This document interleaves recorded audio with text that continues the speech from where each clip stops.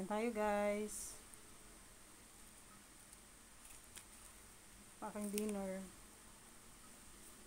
Meron siyang ano lang siya. Cucumber at saka lettuce. Tsaka meron siyang tomato. Yan. Tapos silagyan ko siya ng San Marino tuna. Corned tuna. Yan. Ito pang salad talaga to eh. Tapos syempre yung aking dressing. Yung Caesar salad dressing. So yan. Dinner ko na to guys. Dinner ko na siya.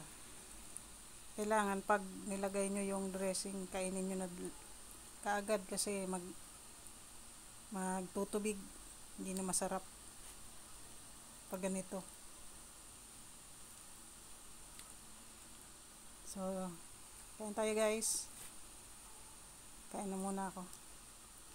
Enjoy your dinner or the lunch, whatever na nakain mo ngayon. Bye!